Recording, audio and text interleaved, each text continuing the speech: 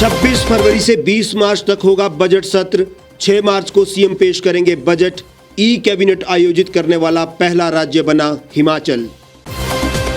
भारत में सबसे तेज टीकाकरण, 21 दिन में 5 मिलियन को लगी वैक्सीन। अमेरिका को पीछे छोड़ भारत ने वैक्सीनेशन का बनाया रिकॉर्ड। प्री बोर्ड परीक्षाएं 8 मार्च से, बोर्ड ने जारी की डेट शीट। ऑफलाइन होगी 10वीं और 12वीं की परीक्षाएं, 2 सत्र में ली जाएंगी परीक्षाएं। शिमला में कृषि कानून के विरोध में वामपंथी संगठनों का चक्का जाम। तीनों कृषि कानूनों को तुरंत रद्द करने की उठाई मांग। और प्रदेश में भारी बर्फबारी से जनजीवन प्रभावित, सीएम ने दी सेवाएं बहाल करने के निर्देश। अगले 1 सप्ताह तक रहेगा मौसम साफ। नमस्कार, आपका स्वागत है the Reap Times news channel में। मैं हूं हेमराज चौहान। अब खबरें विस्तार से। हिमाचल प्रदेश की 13वीं विधानसभा का चौथा बजट सत्र 26 फरवरी से शुरू होगा। मंत्रिमंडल की बैठक में ये निर्णय लिया गया है। मुख्यमंत्री जयराम ठाकुर अपनी सरकार का चौथा बजट 6 मार्च को विधानसभा में पेश करेंगे। 20 मार्च तक चलने वाले सत्र में कुल 17 बैठकें आयोजित की जाएंगी। मंत्रिमंडल की मंजूरी के साथ ही हिमाचल प्रदेश विधानसभा सचिवालय ने राज्यपाल की ओर से 13वीं विधानसभा के 11वें सत्र को बुलाने के संबंध में अधिसूचना भी जारी कर दी है। विधानसभा सत्र का शुभारंभ राज्यपाल के अभिभाषण से होगा। 1 मार्च को अनुपूरक बजट का प्रस्तुतिकरण और राज्यपाल के अभिभाषण पर धन्यवाद प्रस्ताव का प्रस्तुतिकरण एवं चर्चा होगी।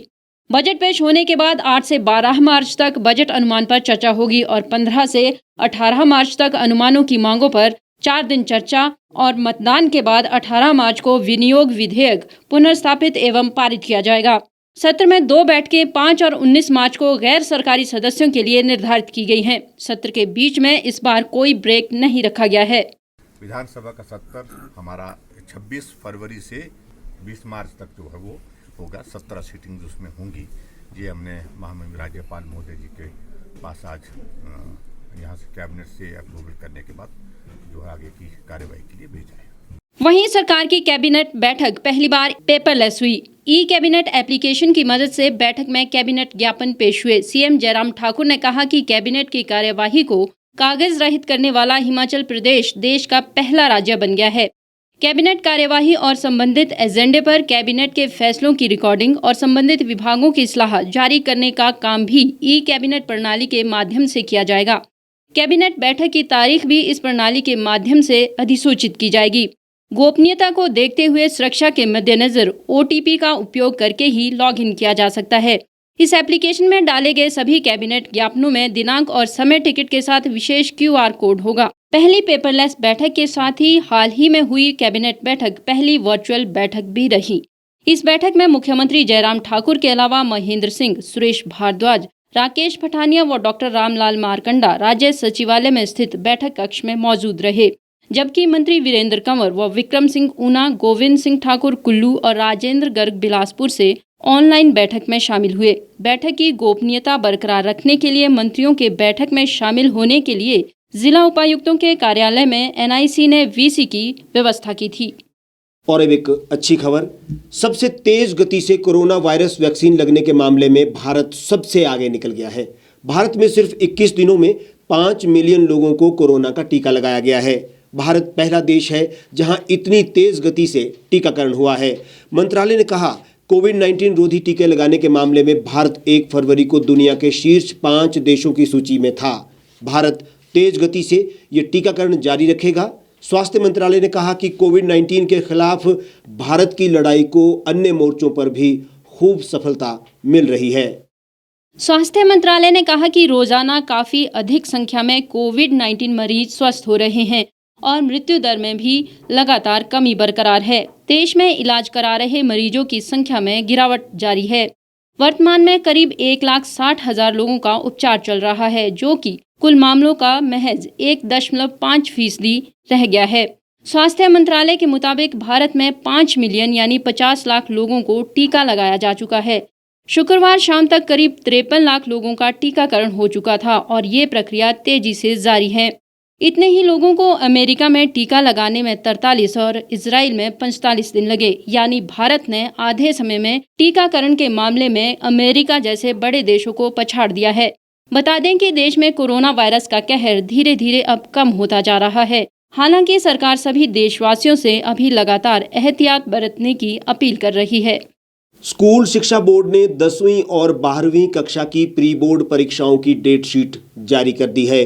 10वीं की परीक्षाएं सुबह के सत्र में आयोजित होंगी और जमा 2 की परीक्षाएं सुबह और दोपहर के सत्र में होंगी। स्कूलों की प्री बोर्ड परीक्षाएं इस बार ऑनलाइन नहीं बल्कि ऑफलाइन होंगी। परीक्षाएं 8 मार्च से लेकर 20 मार्च तक चलेंगी। 10वीं और जमा 2 की प्री बोर्ड परीक्षाओं को लेकर लंबे समय से चली आ रही असमंजस की स्थिति साफ हो गई है। बोर्ड ने दोनों ही कक्षाओं की परीक्षाओं की डेट शीट जारी कर दी है और साफ किया है कि परीक्षाएं ऑफलाइन ही आयोजित की जाएंगी। हालांकि परीक्षाओं के आयोजन के दौरान कोविड-19 को लेकर जारी गाइडलाइन का पूरी तरह से पालन करना अनिवार्य होगा। परीक्षा संचालन में नियुक्त स्टाफ के साथ ही परीक्षार्थियों को भी मास्क पहनना अनिवार्य होगा। परीक्षार्थियों को आधा घंटा पूर्व केंद्र में उपस्थिति दर्ज करवानी होगी। 3 कृषि कानूनों को लेकर चल रहे विरोध प्रदर्शन की कड़ी में आज राजधानी शिमला में भी किसान संगठनों ने, वामपंथी संगठनों, सीटू और अन्य संगठनों ने शिमला के विक्ट्री टनल पर तीनों कृषि कानूनों को रद्द करने की मांग के साथ ही चक्का जाम किया।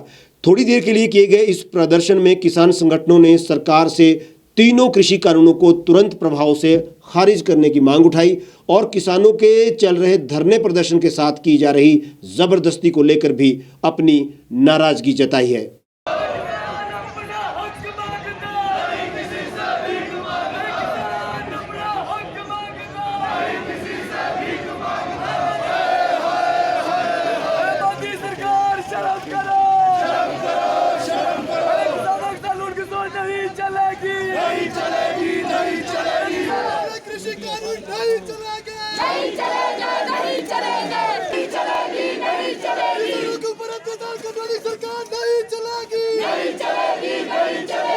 किसान एकता जिंदाबाद जिंदाबाद जिंदाबाद। किसानों का लूटना नहीं चलेगा नहीं चलेगा नहीं चलेगा। मोदी सरकार हाय हाय हाय हाय हाय। इस बीच हिमाचल किसान सभा के राज्याध्यक्ष डॉक्टर कुलदीप तंवर ने केंद्र सरकार पर आरोप लगाया कि कुछ बड़े और रसूखदार कारोबारियों को लाभ पहुंचाने के लिए सरकार देश के अन्नदाताओं के साथ क्रूर मजाक कर रही है, जिसके दूरगामी दुष्प्रभाव देखने को मिलेंगे।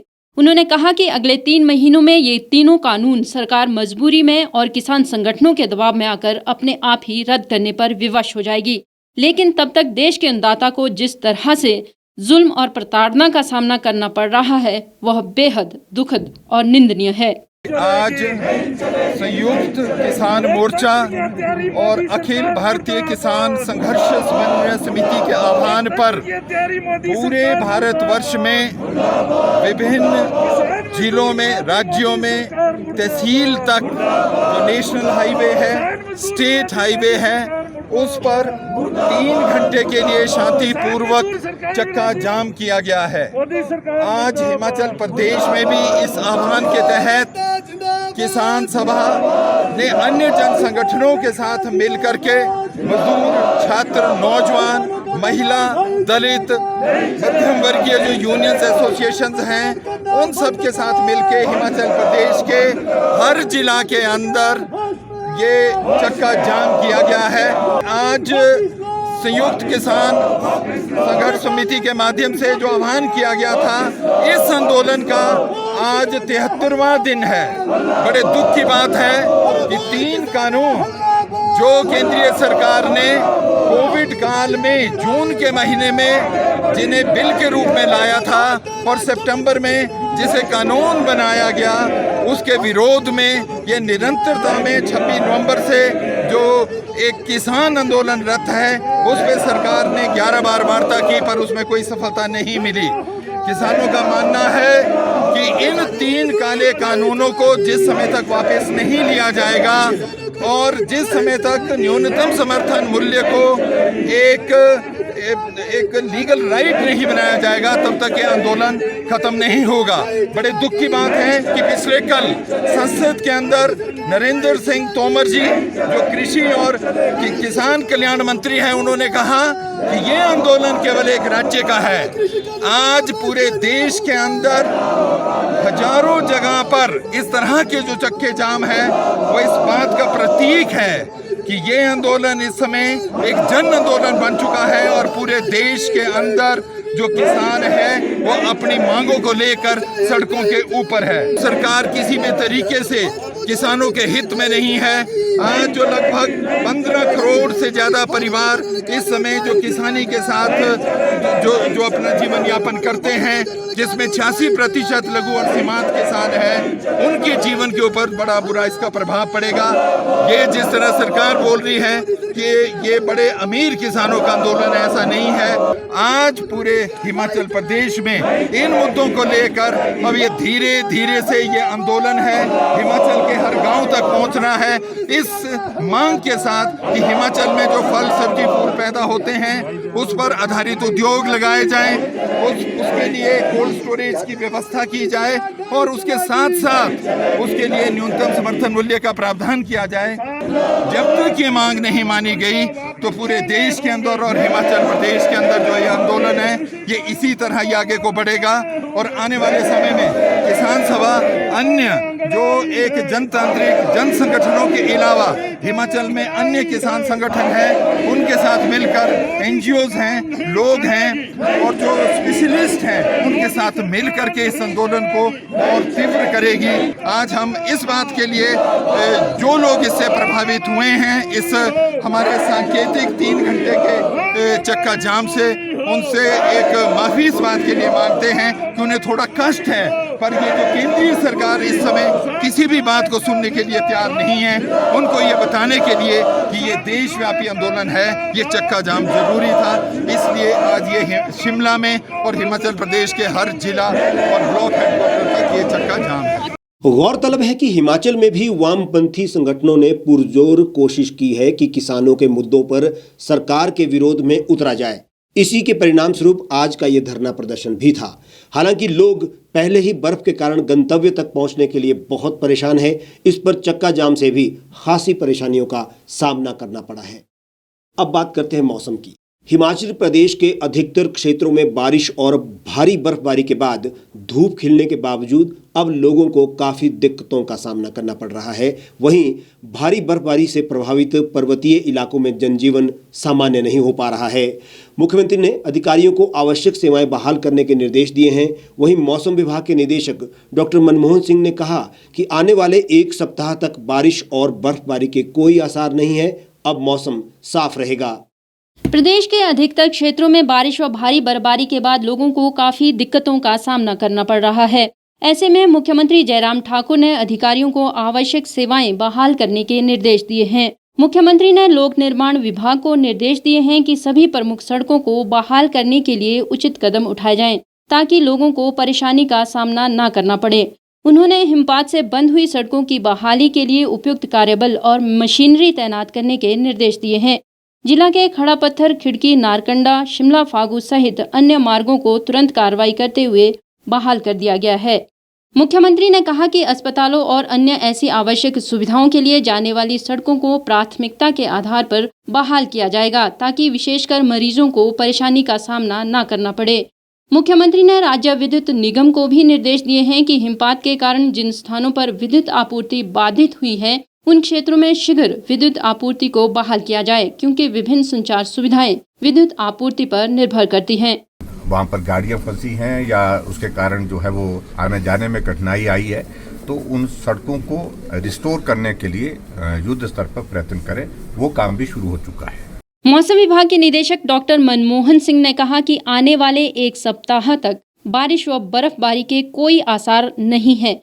ऐसे में अब मौसम साफ रहेगा। मौसम विभाग के अनुसार बीते 30 साल में देखें तो फरवरी महीने में साल 1990 में 151.3 सेंटीमीटर, 12 फरवरी 2002 में 54.1 सेंटीमीटर और साल 2007 में 113 सेंटीमीटर बर्फ गिरी थी। अभी जो लास्ट 24 आवर थे, इसमें हिमाचल प्रदेश के जो मैनी प्लेसेस एरिया है वहाँ पे बारिश और स्नोफॉल हुई है। स्नोफॉल जो शिमला सिटी में पिछले 24 घंटों में 57 सेंटीमीटर स्नोफॉल रिकॉर्ड की गई, जो कि पिछले 30 सालों में जो है सबसे ज़्यादा स्नोफॉल थी। पिछले 30 सालों में जो इससे पहले स्नोफॉल ज़्यादा हुई थी वो 12 फरवरी 2002 में थी। अभी आज जो हिमाचल प्रदेश के 1-2 स्थानों पे बारिश या स्नोफॉल हो सकती है, जिसमें डिस्ट्रिक्ट शिमला, सिरमौर, किन्नौर, लाहौल स्पीति और कुल्लू का डिस्ट्रिक्ट है, जहाँ पे जो प्रोबेबिलिटी रहेगी 1-2 स्थानों पे लाइट रेनफॉल या स्नोफॉल हो सकती है। बाकी जो इलाके हैं हिमाचल प्रदेश के वो क्लियर रहेंगे, सनी रहेंगे और कुछ एक जगह बादल जो है हल्के बादल आ सकते हैं, अदरवाइज वेदर जो ड्राई रहेगा। कल से यानी कि 6 तारीख से जो मौसम है वो ड्राई रहेगा, अगले 1 हफ्ते तक जो है वो वेदर ड्राई रहेगा। आने वाले 2 दिन में जो न्यूनतम तापमान है, मिनिमम टेम्परेचर है, इसमें 3 से लेकर 5 डिग्री तक जो गिरावट हो सकती है और जो दिन के तापमान है वो राइज करेंगे। ताजा बर्फबारी के चलते शिमला में जनजीवन अस्त व्यस्त हुआ है। शनिवार से अगले 1 सप्ताह तक मौसम सभी जगह साफ बना रहेगा और लोगों को ठंड से राहत मिलेगी। प्रदेश के 6 शहरों में तापमान माइनस में चल रहा है। इस बुलेटिन में फिलहाल इतना ही। बाकी तमाम खबरों के लिए आप जुड़े रहिए और देखते रहिए द रीव टाइम्स। गांव की चौपालों से लेकर संसद के गलियारों तक, गृहिणी के चूल्हे से लेकर निवेश और बाजारों तक, किसानों के हाल से लेकर खेत और खलिहानों तक, शिक्षा और स्वास्थ्य से लेकर खेल के मैदानों तक, संसद के प्रधान से लेकर पंचायत के पंच तक, सेंट्रल हॉल से लेकर ग्राम सभा के मंच तक, हर खबर पर रहेगी हमारी पैनी नजर।